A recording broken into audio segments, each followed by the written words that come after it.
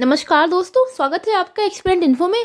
आज का जो हमारा टॉपिक होने वाला है वो है राइट टू एजुकेशन एक्ट, जिसको पढ़ने से पहले मैं कहना चाहूँगी वीडियो अच्छा लगता है तो प्लीज़ वीडियो को लाइक कर दिया करें, शेयर कर दिया करें, कमेंट करना ना भूलें। चलिए अपना आज का टॉपिक स्टार्ट करते हैं। देखिए, राइट टू एजुकेशन एक्ट, जिसको हम आरटी के नाम से भी जानते हैं, जो बच्चों 2009 में आया था। लेकिन अगर वो आपसे पूछता है कि लागू कब से हुआ था, तो आपका आंसर होगा 1 अप्रैल 2010, क्योंकि 1 अप्रैल 2010 से लागू हुआ था। लेकिन आया कब था? 2009 में आया था। क्यों आया था?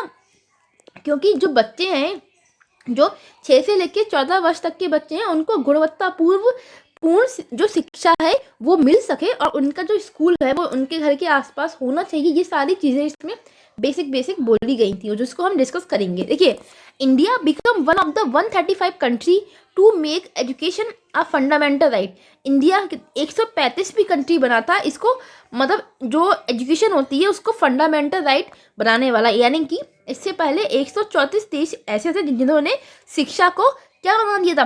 फंडामेंटल राइट बना चुके थे।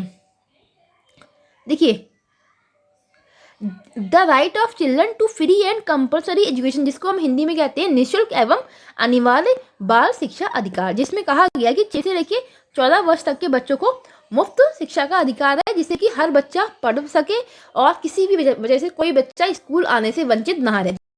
देखिए, आर्टिकल 21 में क्या क्या किया गया? जो हमारा 86 अमेंडमेंट एक्ट है, यानी कि जो 86वां संशोधन था जो 2002 में हुआ था, उसमें क्या किया गया? जो शिक्षा है उसको एज अ फंडामेंटल राइट बनाया गया।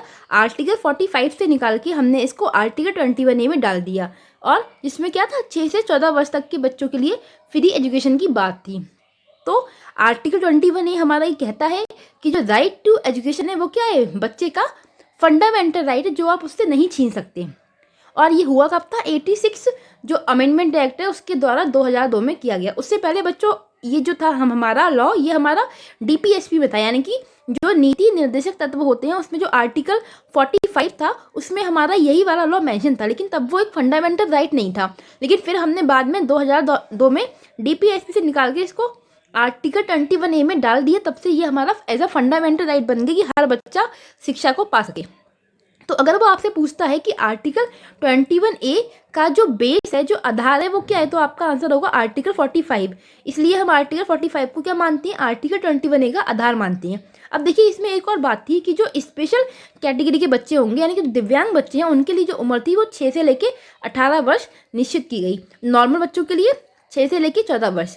अब कुछ हमारी मुख्य बातें आती हैं इसमें फैक्चुअल वाली, कि जो टीचर पीपल रेशियो होगा, मतलब शिक्षक कितने होंगे और बच्चे कितने होंगे। तो ये बच्चों यहाँ पे प्यूपिल है, यहाँ पे टीचर है। अगर क्लास में 30 बच्चे हैं तो उन पे एक टीचर होगा। अगर वो भी प्राइमरी क्लास में, जो क्लास फर्स्ट से लेकर क्लास 5 तक होता है, अगर क्लास में 60 बच्चे हैं तो उन पे 2 टीचर होना चाहिए। ऐसा हमारा आरटी एक्ट कहता है। वो अलग बात है, रियलिटी में ऐसा होता नहीं है, कहीं कहीं होता भी है। गवर्नमेंट स्कूल में तो हमें बड़ी दिक्कतें देखने को मिलती हैं। फिर हमारा आता है फॉर जूनियर, जो हमारी अपर प्राइमरी जो हमारी क्लास होती है, क्लास 6 से लेकर क्लास 8 तक की, उसमें कहा गया कि बच्चा क्या है, थोड़ा बड़ा हो चुका था तो थोड़ा वो समझदार होता है। यहाँ पे 35 बच्चों को एक टीचर संभाल सकता है। तो यहाँ पे जो रेशियो रहता है, टीचर प्यूपल रेशियो, वो रहता है 35 बच्चे होंगे उन पे एक टीचर होना चाहिए। तो ये हमारा टीचर पीपल रेशियो आ गया। आप इसको ऐसे ही याद रखना, ये फैक्ट वाली बात है और ये पूछ ली जाती है एग्जाम में। फिर हमारा आता है स्कूल वर्किंग डेज, की जो स्कूल के जो वर्किंग डेज होंगे वो कितने होंगे। अगर हम क्लास 1 से लेकर क्लास 5 तक की बात करते हैं तो इसमें जो स्कूल के वर्किंग डेज बताए गए थे वो हमारे 200 दिन थे। और अगर हम अपर प्राइमरी क्लास की बात करते हैं, जिसमें क्लास 6 से लेकर क्लास 8 आता है, तो उसमें 220 दिन हमारे वर्किंग डेज के तौर पे बताए गए थे। और बच्चों, अगर हम टोटल टीचर के वर्किंग आवर्स की बात करते हैं एक साल में, कि टीचर्स के एक साल में कितने वर्किंग आवर्स होते हैं, तो प्राइमरी जो क्लास होगा उसमें एक टीचर के एक साल में 800 घंटे होते हैं वर्किंग आवर्स। अगर हम अपर प्राइमरी की बात करते हैं, जिसमें क्लास 6 से लेकर क्लास 8 आता है, तो उसमें 1000 घंटे होते हैं। तो इस तरीके से क्लास 6 से लेकर क्लास 8 तक में हमने एक टीचर के लिए 1000 घंटे उसको अपना सारा काम करना है। इसमें इसकी सारी चीज़ें इंक्लूड होती हैं, अपना टीएलएम बनाना, जो भी चीज़ें होता है, पढ़ाना वगैरह, सारे स्कूल के जो घंटे होते हैं वो हमारे इसमें इंक्लूड होते हैं। ठीक है। फिर होता है टीचर के वीकली आवर्स, कि एक घंटे में कितना टीचर पढ़ाएगा। तो ये 45 आवर्स इसके अकॉर्डिंग निर्धारित किए गए, आरटी के अकॉर्डिंग। फिर हमारा इसमें एक और अच्छी चीज़ आती है कि जो इकोनॉमिक वीकर सेक्शन के बच्चे हैं उनके लिए प्राइवेट स्कूल में 25% का कोटा दिया जाए। लेकिन होता क्या है बच्चों, ये जो 25% का कोटा होता है इसमें कहीं ना कहीं सोर्स के माध्यम से जो अच्छी फैमिली के बच्चे होते हैं वही पहुंच जाते हैं, और जिनको वाकई मतलब उसमें जाना है वो बच्चे पहुंच ही नहीं पाते हैं, क्योंकि उनको पहली बात तो है ना नॉलेज नहीं होती कि ऐसा भी कुछ होता है प्राइवेट स्कूल में, कि हमारे लिए कोटा भी मिलता है कि हम भी अच्छे स्कूल में पढ़ सकते हैं। तो ये बहुत सारी चीज़ें होती हैं कि रियलिटी में अलग होती हैं, और जो पेजेस होते हैं, जो हमारी किताबें होती हैं उसमें अलग होती हैं। फिर इसमें एक और बात बोली गई थी जो हमारे लिए इम्पोर्टेंट है कि जो स्कूल मैनेजमेंट कमेटी है ये हर स्कूल में होना चाहिए, चाहे वो गवर्नमेंट स्कूल हो, चाहे वो हमारे प्राइवेट स्कूल हो, चाहे वो हमारे जूनियर एडेड स्कूल हो। तो इससे क्या फ़ायदा है, इससे स्कूल को मैनेज करने में आसानी रहती है, बच्चों के लिए भी, बच्चों को भी मैनेज करने में, साथ में पूरे स्कूल की बिल्डिंग्स होगी, इंफ्रास्ट्रक्चर हो गया, सारी चीज़ों को मैनेज करना हमें आसान पड़ता है, और पता भी लगता रहता है कि टाइम टाइम पे हमें क्या क्या नई नई चीज़ों को इसमें ऐड करना चाहिए। तो इसमें कहा गया कि 75% क्या होंगे, पेरेंट्स होंगे, और 25% कौन होगा, इसमें टीचर्स होंगे, प्रिंसिपल्स होंगे स्कूल के। तो इस तरीके से हमने पेरेंट्स को इसमें जोड़ के कमेटी तैयार की है, क्योंकि पेरेंट्स की जो अपने बच्चे होते हैं उनके बारे में अच्छे से जानते हैं, और पेरेंट्स की भी एडवाइस को हम वैल्यू देते हैं। तो अगर आपसे स्कूल मैनेजमेंट कमेटी पूछता है तो आप याद रखें कि इसमें जो पेरेंट्स हैं उनको 75% की हमने प्रायोरिटी दी है, और 25% जो मेंबर्स होंगे वो टीचर्स हो सकते हैं, प्रिंसिपल्स हो सकते हैं स्कूल के।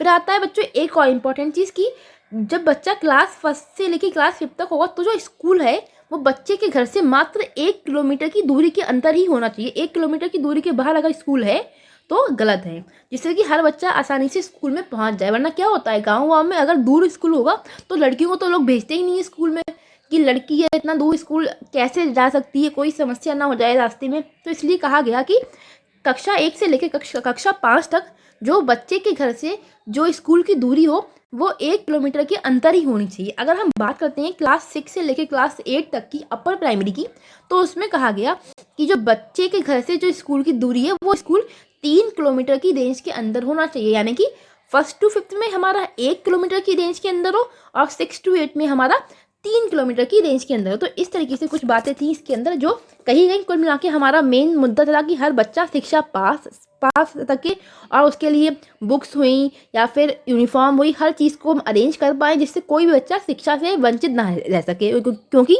शिक्षा क्या है, एक सबसे बड़ा टूल है समाज में सोशल जस्टिस पाने का। दूसरा बच्चों एक चीज़ इसमें और बोली जाती है कि जो निजी ट्यूशन होती हैं उनके लिए कभी भी कोई टीचर बाध्य नहीं करेगा, और ये भी कहा जाता है कि प्राइवेट, अगर कोई व्यक्ति गवर्नमेंट जॉब करता है तो उसके लिए प्राइवेट ट्यूशन देना अलाउ नहीं है। बट हम देखते हैं बहुत सारे टीचर्स होते हैं ऐसे जो गवर्नमेंट जॉब भी कर रहे होते हैं, साथ में प्राइवेट ट्यूशन भी पढ़ाते हैं। तो खैर वो उनके मुद्दे हैं। तो ये कुछ बेसिक बातें थी हमारी जो हमारे लिए इसमें पता होना चाहिए, और इन सबको आप एज इट पॉइंट है, इसको ऐसे ही लर्न करना। फिर हमारा एक और आता है बच्चों जिसको हम कहते हैं नेशनल करिकुलम फ्रेमवर्क, NCF 2005। देखो ये जो आया था ये यशपाल कमेटी बनाई गई थी, उसके जो चेयरमैन थे ये यशपाल कमेटी के चेयरमैन थे, ठीक है। तो इन्होंने एक रिपोर्ट आई थी इनकी 1993 में, लर्निंग विदाउट बर्डन, की बच्चे को जो सीखना हो बिना बोझ के हो, मतलब ज़्यादा भारी बस्ता लेके बच्चा सीखने जा रहा है तो उसके जो कंधे हैं वो तो अपने आप झुकते जा रहे हैं। तो पढ़ाई को क्या करना है, हमें इंजॉयबल बनाना है कि बच्चा पढ़ाई को मजे के साथ करे, ना कि बोझा ढोके जाए और फिर पढ़े। क्योंकि हम सभी देखते हैं कि बच्चों का जो बैग होता है वो बहुत भारी होता है, इससे उनके कहीं ना कहीं डेवलपमेंट पे भी असर पड़ता है। तो इसी जो समिति की रिपोर्ट के बेसिस पे हमारा NCF आता है, जिसमें बहुत सारी अच्छी अच्छी बातें कही गई थी। तो देखिए NCF जो हमारा है 2005 वो कहता है कि which act is a guideline for text book, की टेक्स्ट बुक क्या होना चाहिए, सिलेबस क्या होना चाहिए, एंड और teaching procedure release by NCERT। तो NCERT के द्वारा जो भी टीचिंग प्रोसेस को मतलब बताया जाता है या फिर जो भी टेक्स्ट बुक का सिलेबस है उन सबके बारे में बताया गया है इसमें कि किस तरीके से हमको पूरा जो करिकुलम है उसको डिज़ाइन करना है, किस तरीके से हमें चीज़ों को बांटना है कि बच्चे का हम हॉलिस्टिक डेवलपमेंट करा सकें। घूम फिर के बात हमारी इसी पे आती है कि बच्चे को हमें निपुण बनाना है, बच्चे का हमें सर्वांगीण विकास कराना है। देखो NCERT बच्चों ऐसा नहीं है कि पहली बार आया था, इससे पहले भी 1975 में भी आया था, 1988 में भी आया था, 2000 में भी आया था, और इवन अभी भी आया है। लेकिन वो अभी हमारे लिए अभी यूज़फुल नहीं बनता, जो हाल ही में आया है हमारे लिए ये वाला यूज़फुल बनता है, ठीक है। देखिए NCERT ये जो है, देखिए NCF 2005 है हमारा, ये ओपन होता है with a quotation from Rabindranath Tagore ऐसे जो concept of civilization and progress. ये बच्चों आपने यूपी बोर्ड में इंग्लिश की जो क्लास थी, इंग्लिश की जो बुक थी क्लास 11 पे, उसमें ये मेंशन भी है। अगर काफ़ी बच्चों ने पढ़ा भी होगा तो इसका जो कोट है उसके साथ में हम NCF को ओपन करते हैं। इसमें हमारा सभ्यता और सभ्यता के साथ में हम किस तरीके से प्रोग्रेस पा सकते हैं उसको लेके बताया गया है। तो देखिए ये हमारा जो टैग है फोकस करता है किस पे, क्रिएटिविटी पे, क्रिएटिव पे, स्पिरिट पे, आपकी जो सोल है, और जेनरस जॉय की, मतलब आप मज़े के साथ में सीख रहे हो, आप कुछ भी क्रिएटिव करते हो तो उसमें मज़ा भी होता है। तो टैगोर जी ने जो हमारे हैं उन्होंने क्या किया, फोकस किया था बच्चों, ये टैगोर होगा, टैग नहीं होगा यहाँ पे, सही कर लेना, टैगोर फोकस करते हैं किस पे, क्रिएटिव पे, स्पिरिट पे और जेनरस जॉय पे। देखिए 5 बेसिक प्रिंसिपल्स हैं NCERT के, NCF के सॉरी, जिसको हम फियर से याद रखते हैं। F मतलब होता है फ्लेक्सिबिलिटी की, आपको क्या करना है, जो भी स्कूल का करिकुलम हो गया, टेक्स्ट बुक हो गई, उन सब में क्या करना है, फ्लेक्सिबिलिटी होनी चाहिए, लचीलापन होना चाहिए। ज़्यादा आपको रिजिड नहीं बना देना है कि आपने एक बार में कुछ चीज़ सेट कर दी उसमें चेंजेस ही नहीं करे, तो आपको नीड के अकॉर्डिंग चीज़ों को फ्लेक्सिबल बनाना है। दूसरा आता है E, दूसरा आता है हमारा ई से होता है हमारा इटर्नल वर्ल्ड, जिसको हम कहते हैं शाश्वत दुनिया। तो आपको क्या करना है, जो भी आपका नॉलेज दे रहे हो आप स्कूल में बच्चे के लिए, उसको दुनिया से जोड़ना है, मतलब जो भी वो ज्ञान पाए वो कहीं ना कहीं लाइफ में दुनिया में उसका उपयोग होना चाहिए। फिर आता है ए मतलब होता है ऑल राउंड डेवलपमेंट। तो NCF में फोकस किया गया कि बच्चे का सर्वांगीण विकास करना है। आर होता है remove rote learning, rote learning को हटाना है, मतलब बच्चा रट कर ना सीखे, बच्चा अंडरस्टैंडिंग के साथ सीखे। फिर डी मतलब होता है डेवलपमेंट डेमोक्रेटेड वैल्यूज़ की, जो लोकतांत्रिक मूल्य हैं बच्चा उनको भी सीखे, बच्चा समाज में एक एथिकल पर्सन बने, जो नैतिकता होती है, मॉरल वैल्यूज़ होते हैं कहीं ना कहीं उनको भी सीखे। तो ये 5 जो हमारे प्रिंसिपल्स हैं ये NCF के क्या है, बेसिक प्रिंसिपल्स हैं। तो इनको आप अच्छे से याद रखना। हो सकता है कि वो आपसे पूछ सकता है कि F फॉर क्या होता है, E फॉर क्या होता है, जिससे हम इन्होंने सिंपल कहा है कि जो भी टेक्स्ट बुक होती हैं, करिकुलम होता है, उन सब में फ्लेक्सिबिलिटी होना चाहिए। जो भी टेक्स्ट बुक है, जो भी आप स्कूल में यूज़ करते हो मटेरियल, वो कहीं ना कहीं दुनिया से उसका कनेक्शन होना चाहिए, वो चीज़ें बच्चे की लाइफ में उपयोग में आनी चाहिए, जिससे बच्चे का क्या हो, सर्वांगीण विकास हो जाए। और फिर हमें रिमोट लर्निंग को बंद करना है। तो अगर आपसे क्वेश्चन पूछता है कि रिमोट लर्निंग को बंद करने की बात कहाँ कही गई, तो आपका आंसर होगा NCF 2005 में कही गई।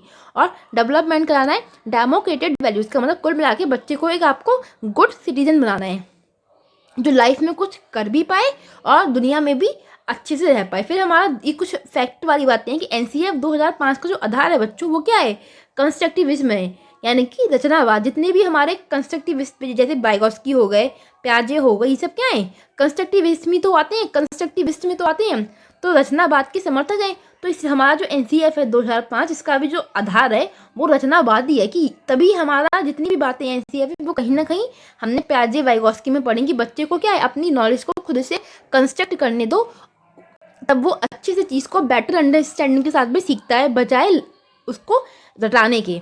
तो यही चीज़ यहाँ पे कही गई है। फिर हमारा आता है कि NCF 2005 में ही हमारा सबसे पहले इंक्लूसिव एजुकेशन देने को कहा, मतलब कि समावेशी शिक्षा, जहाँ पे जो दिव्यांग बच्चे हैं उनको भी स्कूल में नॉर्मल बच्चों के साथ में शिक्षा दी जाए, उनके लिए अलग से आपको क्लास में टैग नहीं करना है। फिर आता है NCF 2005 ने टीचर को क्या बताया, फैसिलिटेटर, यानी कि teacher is just like a सुविधादाता। टीचर का काम होगा बच्चे को जहाँ पे नीड पड़ती है, बच्चे को जहाँ पे स्कैफोल्डिंग की जरूरत पड़ती है, वहाँ पे आपको एज अ फैसिलिटेटर काम करना है। फिर एक वीक में बच्चे को एक पीरियड लाइब्रेरी रीडिंग के लिए भी होना चाहिए, ऐसा कहा गया। वो अलग बात है, कहीं कहीं होता है, कहीं कहीं नहीं होता है, क्योंकि हर स्कूल कहीं ना कहीं अपनी ही चीज़ें फॉलो करता है। फिर NCF 2005 का 22 भाषाओं में अनुवाद हुआ। जो हमारा 8वीं अनुसूची है उसमें जो 22 भाषाएं बताई गई हैं, जिनको मान्यता मिली है, उन 22 भाषाओं में इसका हमने ट्रांसलेशन भी किया। तो ये कुछ मुद्दे थे, कुछ मेन बातें थी हमारी NCF की, जो हमारे लिए इम्पोर्टेंट बनती हैं, जो आपके लिए जानना चाहिए। ओके, अब हम अपनी अगली बात पे आते हैं। देखिए, अब हमने हमारा जो यूनिट 5 था, इसमें हमने NEP पढ़ लिया है 2020। Guiding principle for school rights हमारा हो गया। Right of children to free and compulsory education, ये भी हमारा हो गया। Historically studying the national policies in education with special reference to school education. बेटा इसमें हमारी 1986 में जो आई थी एजुकेशन पॉलिसी है, उससे पहले जो आई थी उसको लेकर हमारे लिए ये इतना महत्वपूर्ण नहीं है। वो जो मुख्य बातें हैं वो हमने कहीं ना कहीं इधर उधर पढ़ लेंगे। फिर हमारा आता है स्कूल करिकुलम प्रिंसिपल, जो कि मैंने अभी आपको पढ़ाया एनसीईआरटी 2005 के जो वो 5 प्रिंसिपल्स हैं वो हमारे इसमें आते हैं। या हम बोलें जो पर्सपेक्टिव है लर्निंग का, नॉलेज का, या फिर जो करिकुलम एरियाज होते हैं, स्कूल की स्टेज होती हैं, पेडागोजी असेसमेंट, वो सब हमने पहले ही सीख लिया। देखो लर्निंग और जो नॉलेज है उसमें क्या है कि करिकुलम को इस तरीके से डिज़ाइन करना कि बच्चा क्या करे, लर्निंग नॉलेज को गेन कर पाए और नॉलेज को लाइफ में यूज़ कर पाए। आपको रोट लर्निंग नहीं करानी है, आपको समझाना है, आपको बेटर अंडरस्टैंडिंग करानी है।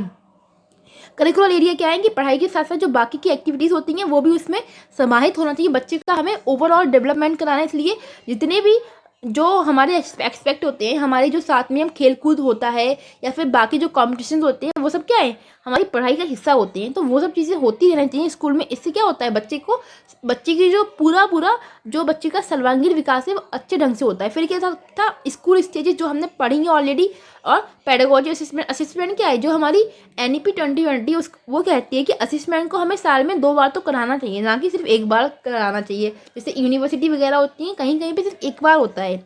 तो असिस्मेंट क्या होना चाहिए, मीनिंगफुल होना चाहिए। असिस्मेंट हमने इसने जोड़ दिया है फॉर्मेटिव असिस्मेंट पे। जो असेसमेंट है वो फॉर्मेटिव वाले ज़्यादा अच्छा रहता है बजाय सबमिटिव, क्योंकि जो फॉर्मेटिव असेसमेंट होता है उसमें क्या होता है कि बच्चे को हम फीडबैक देते हैं, बच्चे को कहीं पे भी गलती है तो हमने उसको सुधारने का मौका दिया। जबकि जो सबमिटिव वाला असेसमेंट होता है उसमें क्या होता है कि एक बार में आपने बच्चे को पास फेल का टैग दे दिया, उसके बाद में वो गलती को वो इम्प्रूव नहीं कर सकता। यहाँ पे क्या है फॉर्मेटिव में, इसलिए NEP कहती है नई जो शिक्षा नीति आई थी, इसलिए उसने क्या किया फॉर्मेटिव असेसमेंट को ज़्यादा वैल्यू दी कंपेयर देन सबमिटिव असेसमेंट। बाकी हमारा पेडागोजी क्या है कि आपकी जो भी टीचर है, जो भी पढ़ा रहा है बच्चों को, उसको सब्जेक्ट की जो पेडागोजी होती है, यानी कि किस तरीके से सब्जेक्ट को पढ़ाना है, किस तरीके से वो उसको सिखा सकता है, कौन कौन से जो टीचिंग के मेथड्स होते हैं वो यूज़ कर सकते हैं। तो इन सारी चीज़ों को क्या करना है, उनको पहले से नॉलेज होना चाहिए। तो ये हमारा कुल मिला के कहूँ मैं इन द शॉर्ट वे में जो यूनिट 5 कंप्लीट हो चुकी है। अगर कुछ मुझे लगता है कुछ इंपॉर्टेंट है तो मैं आपके लिए क्या करा करूँगी कि PDF की फॉर्म में या फिर आपको पिक्चर्स की फॉर्म में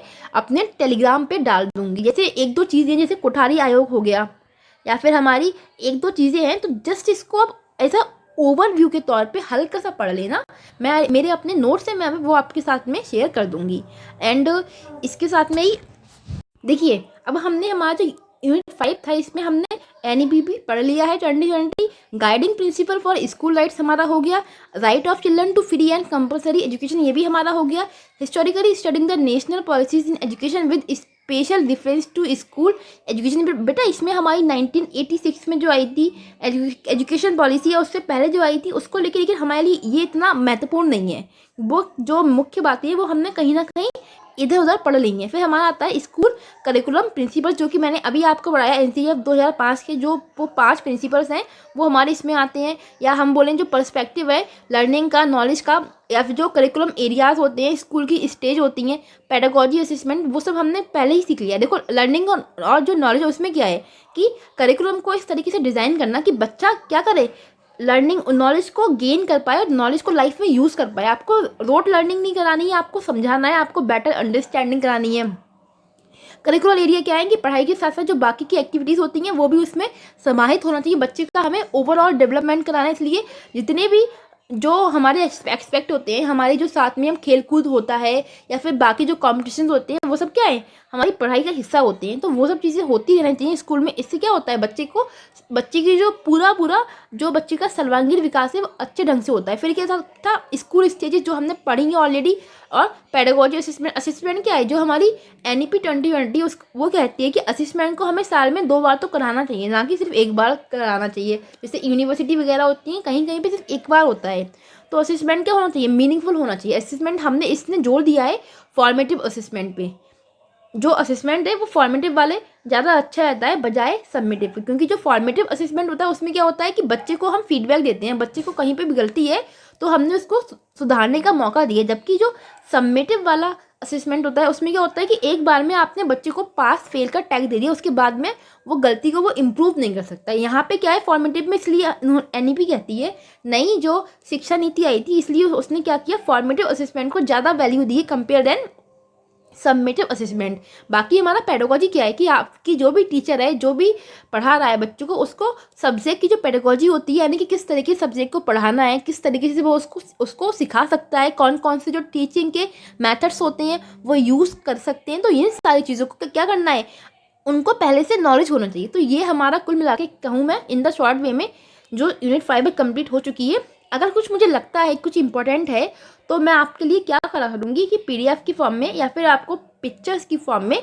अपने टेलीग्राम पे डाल दूँगी। जैसे एक दो चीज़ें, जैसे कोठारी आयोग हो गया या फिर हमारी एक दो चीज़ें हैं, तो जस्ट इसको आप ऐसा ओवरव्यू के तौर पे हल्का सा पढ़ लेना। मैं मेरे अपने नोट्स हैं, मैं वो आपके साथ में शेयर कर दूँगी। हाँ, तो बाकी एक आध जो छोटा मोटा टॉपिक है हल्का फुल्का, जैसे कोठारी आयोग हो गया, या फिर मुझे लगा कुछ फैक्चुअल चीज़ें जो आपको जस्ट रीडिंग करना इंपॉर्टेंट है, क्योंकि जिसका रीडिंग ही सफिशिएंट है, तो मैं आपके लिए उसका जो नोट्स वगैरह होंगे, जो भी पेजेस होंगे, फोटोज़ होंगे, उसको मैं अपने टेलीग्राम पे डाल दूंगी, तो आप लोग वहाँ से देख लेना। एंड साथ ही में या कुछ मुझे ज़्यादा इंपॉर्टेंट लगेगा तो मैं उसकी शॉर्ट वीडियो बना के आपको अपलोड करके दे दूँगी। और बाकी कुछ हो सकता है कि मैं अभी शायद कुछ दिनों तक शायद वीडियो ना बना पाऊँ, क्योंकि मेरे खुद एग्ज़ाम्स आ गए हैं अब, इसलिए। एंड ऑल द बेस्ट, पढ़ते रहिए। इस जितना भी मैंने अब तक आपको पढ़ाया है वो आपके एग्ज़ाम में कहीं ना कहीं आपको फ़ायदा ज़रूर देगा। एंड सारी की सारी PDFs हमारे जो चैनल है उस पर आपको अवेलेबल मिल जाएंगी, कोई टेंशन की बात नहीं है। अब अपनी पढ़ाई को अच्छे से करते रहिए, रिवाइज करते रहिए, और इस समय आप लोग मॉक टेस्ट देते रहिए, टेस्ट सीरीज देते रहिए, जिससे आपका क्या होगा, स्कोर आपको अपना पता लगता रहेगा। आपको पता लगेगा कि आपका कौन सा पॉइंट अच्छा है, कौन सा पॉइंट वीक है। साथ ही में आप इस समय प्रैक्टिस करना मत छोड़िएगा। प्रैक्टिस अब आपके लिए बहुत इंपॉर्टेंट है। And all the best for examination.